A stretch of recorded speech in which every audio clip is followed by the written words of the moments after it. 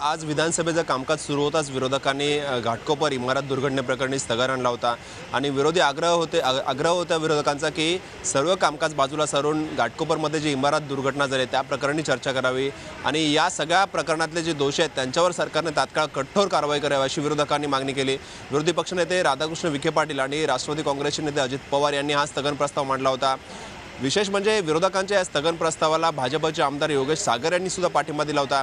कदाचित शिवसेना आणि भाजपमधलं हे अंतर्गत राजकारण असावं, कारण मुंबई महापालिका या सगळ्या प्रकरणाला दोषी असं प्राथमिक आपल्याला जी माहिती समोर येते त्यानुसार, त्यामुळे शिवसेनेला अडचणीत आणण्याची संधी भाजपला होती आणि त्यानुसारच योगेश सागर यांनी सुद्धा या स्थगन प्रस्तावाला पाठिंबा दिला होता। अध्यक्षांनी मात्र हा स्थगन प्रस्ताव प्रश्नोत्तराच्या तासानंतर किंवा संध्याकाळी 4 वाजता चर्चेला घेण्याचं मान्य केलं, परंतु विरोधक ऐकायला तयार नव्हते। विरोधकांची भूमिका होती की सरकारने अध्यक्षांनी तात्काळ या विषयावरती चर्चा घ्यावी आणि या सगळ्या प्रकरणी अनेक मुद्दे आम्हाला मांडायचे आहेत, कारण गेल्या अनेक वर्षांमध्ये मुंबई आणि मुंबई परिसरामध्ये अनेक इमारत दुर्घटना झाल्या, त्याच्यात शेकडो लोकांचा मृत्यू झाला आहे, त्यामुळे हा विषय गंभीर आहे। त्याचबरोबर मुंबई महानगरपालिकेचा कारभार कशा पद्धतीने चालला आहे याविषयी आम्हाला बोलायचं असं विरोधकांचं म्हणणं होतं आणि त्याचमुळे विरोधक या सगळ्या प्रश्नी आक्रमक होते आणि त्यामुळे 3 वेळा विधानसभेचं कामकाज तहकूब करावं लागलं आहे। आता पुन्हा एकदा जेव्हा विधानसभेचं कामकाज सुरू झालं तेव्हा पुन्हा विरोधकांनी हाच मुद्दा उपस्थित केला आहे आणि आज घाटकोपर इमारत दुर्घटनेप्रकरणी विधानसभेत चर्चा होईल आणि कदाचित मुख्यमंत्रीच या चर्चेला उत्तर देतील आणि विरोधकांनी जे प्रश्न उपस्थित केलेत किंवा सरकारची कारवाई संदर्भातली काय भूमिका आहे हे मुख्यमंत्री आज या सगळ्या चर्चेनंतर उत्तर देताना आपली सरकारची भूमिका स्पष्ट करतील। अमोल, बिलकुल धन्यवाद दीपक या सविस्तर माहितीबद्दल। मुख्यमंत्री आता विधानसभेमध्ये बोलतात, आपण थेट जाऊया विधानसभेत। असं होतं की एका वेळी 2 ठिकाणी चर्चा असतात, तर ते कधी वर असतात कधी खाली असतात, तिथपर्यंत ठीक आहे, पण कुठल्या तरी सभागृहात तरी किमान असले पाहिजेत, म्हणजे दोन्ही सभागृहात नाहीत अशा प्रकारची परिस्थिती असू नये, त्यामुळे पुन्हा कडक सूचना देण्यात येतील। दुसरं, मी आता मगाशी हा विषय निघाला होता म्हणून मी माहिती घेतली, ते माझ्या असं लक्षात आलं की आता काहीतरी आपण मला असं वाटतं असाही आदेश दिलेला आहे की उपसचिवांनी वगैरे गॅलरीत येऊ नये, यायचं असेल तर सचिवांनीच यावं असा काहीतरी आदेश आहे असं मला समजलं। मला असं वाटतं की त्याच्यात थोडं रिलॅक्सेशन आपण करावं, कारण अनेक वेळा जर सचिव वर असतील तर खाली उपसचिव तरी पाहिजे। त्यामुळे आता ज्या गॅलऱ्या पूर्ण रिकाम्या दिसत आहेत, तर पूर्वी किमान उपसचिव त्या ठिकाणी बसायचे, तर ते आदेशामुळे उपसचिव बसू शकत नाही आहेत, तर ते थोडं शिथिल आपण करावं। गंभीर चर्चांच्या वेळी सचिवच उपस्थित राहतील अशी आम्ही पुन्हा सक्त सूचना देऊ, पण इतर वेळी उपसचिव, कारण शेवटी अनेक वेळा ब्रीफिंग आणि याच्या संदर्भात उपसचिवांकडे देखील बरीच माहिती असते, तर त्यांना देखील परवानगी आपण द्यावी। लक्षात आणून देतो, आपण त्याचं उत्तर दिलेलं आहे। काल माजी मुख्यमंत्री विद्यमान सदस्य पृथ्वीराज चव्हाण साहेबांनी सकाळी ही घटना काहीतरी 10:30ला घडली आणि स्वतः अध्यक्षांना त्यांनी ही गोष्ट लक्षात आणून दिली की बाबा असं असं घडलंय।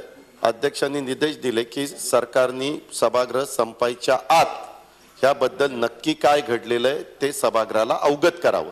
माझं म्हणणं की माहिती आली नसेल, परंतु जेवढी माहिती येते, सभागृह 4:30ला संपणार होतं कारण गवई साहेबांचा वर कार्यक्रम महत्वाचा होता, पण त्याच्यामध्ये देखील शेवटपर्यंत सांगून अध्यक्ष महोदय सांगितलं की नाही आपण, पण सांगून देखील त्याच्यामध्ये कुणीच उत्तर दिलं नाही, काही नाही। 4:30ला सभागृह संपलं आणि मग वर आपण तो अजात शत्रू अशा पद्धतीच्या त्या ग्रंथाचं प्रकाशन आणि तो कार्यक्रम झाला, तोही महत्वाचा होता, परंतु अध्यक्षांनी आदेश देऊन देखील त्याचं गंभीरतेने दखल घेतली जात नाही, तिथं बेजबाबदारपणा दाखवला जातो। अजिबात कुणी ते आणि महत्वाची घटना होती, त्यामुळे आपण त्याच्याही संदर्भामध्ये जे कोणी असतील त्यांची नोंद घेतली गेली पाहिजे।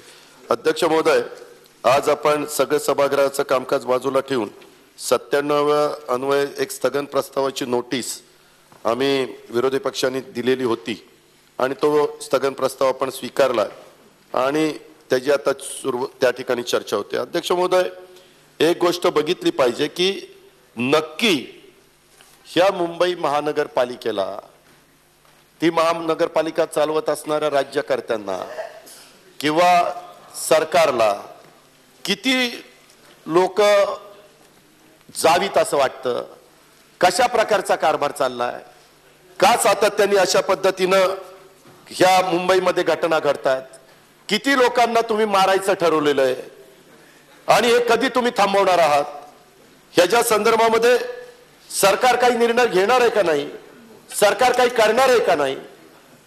ज्यावेळेस एखाद्या सर्वसामान्य मध्यमवर्गीयांच्या किंवा कुणाच्याही बाबतीमध्ये ही घटना घडतीये, अध्यक्ष महोदय, टीव्ही वाला ज्यावेळेस दाखवलं जातं आणि तिथं ज्यांच्या घरातली एखादी व्यक्ती त्या ठिकाणी त्यांचं दुःखद निधन झालेलं आहे, ती अपघातामध्ये त्याच्यामध्ये त्यांचा मृत्यू ओढवलेला आहे आणि त्यांच्याकडनं माहिती घेताना इतकं वाईट वाटतं. कशामुळं आणि याचं कारण काय? अध्यक्ष महोदय, खरं तर आता आज आकडा 17 पर्यंत गेलेला आहे. अजून पण काही त्याच्यातनं जिवंत सगळे बाहेर निघावेत. ही इमारत साधारण 36 वर्ष जुने असलेल्या इमारतीला बांधकाम स्थैर्यता प्रमाणपत्र नव्हतं. हे प्रमाणपत्र देण्याचं काम कोणाचं होतं? इमारत बेकायदेशीर नव्हती, मात्र नर्सिंग होमचं नूतनीकरण करण्यासाठी परवानगी घेतली नव्हती. कुणी उठतं आणि नर्सिंग होम करायला लागतं, कुणी उठतं आणि त्याच्यातला महत्वाचा कॉलम पिलर तोडल्यामुळे घाटकोपरची इमारत कोसळली अशा पद्धतीने आलंय. स्ट्रक्चरल ऑडिट झालं होतं का नव्हतं? परवानगी घेतली होती का नव्हती? ह्याला कोण जबाबदार आहे? ह्याला एवढं कडक शासन झालं पाहिजे की बाकीच्यांना देखील त्याच्यातनं एक जरब निर्माण झाली पाहिजे. अध्यक्ष महोदय, ह्याच्यामध्ये साधारण 11 लोक जखमी आहेत असं त्या ठिकाणी येत आहे. ही 4 मजली इमारत होती आणि त्याच्यामध्ये अक्षरशः पत्त्याचा बंगला कोसळावा तशा पद्धतीने ही इमारत त्या ठिकाणी कोसळली. कोण ट्युशनला बाहेर गेलो होतं म्हणून वाचलं, कोण त्या ठिकाणी औषध घ्यायला गेलो होतं म्हणून वाचलं आणि ज्यांना बाहेर जाता आलं नाही त्यांना मात्र स्वतःचा जीव त्या ठिकाणी गमवावा लागला. राष्ट्रीय आपत्ती व्यवस्थापन दलाच्या पथकाकडनं ढिगारा उपसण्याचं काम ते सुरू आहे आणि ते लोक म्हणतात की अजून त्या ठिकाणी संख्या वाढण्याची शक्यता आहे. त्याच्या संदर्भामध्ये आता आम्ही पेपरला वाचलं की मुख्यमंत्र्यांनी काल तिथं व्हिजिट दिली आणि 15 दिवसाच्या आत अहवाल मुंबई महानगरपालिकेला द्यायला त्या ठिकाणी सांगितलेलं आहे. परंतु अध्यक्ष महोदय, ह्या पालिकेची कोणती परवानगी न घेता बेकायदेशीरपणे तळमजल्यावर शिवसेनेच्या कार्यकर्त्यांचा शीतप नर्सिंग होमचं नूतनीकरण पिलर काढून टाकण्यात आलं आणि त्याच्यात मध्ये काम सुरू झालं होतं. या अंतर्गत बदलामुळे ही दुर्घटना झाल्याचं त्या ठिकाणी दबक्या आवाजामध्ये बोललं जात आहे. अध्यक्ष महोदय, ह्याच्या संदर्भामध्ये वेगवेगळ्या पद्धतीनं जे काही कामं झालेली आहेत, ही कामं होत असताना खरं तर त्याच्यात आणखीन ढिगाराखाली काही जण असण्याची शक्यता आहे. मी परमेश्वराची प्रार्थना करतो की त्या सर्व व्यक्तींची सुखरूप त्या ठिकाणी सुटका व्हावी. परंतु अग्निशामक आणि राष्ट्रीय आपत्ती व्यवस्थापन दलाचे जे जवान मदत आणि सुटकेचं काम करतायत, इतर पण लोक तिथं राबतायत, त्यांचं मी या निमित्तानं कौतुक करतो, त्यांना शुभेच्छा पण देतो त्यांच्या कामाला.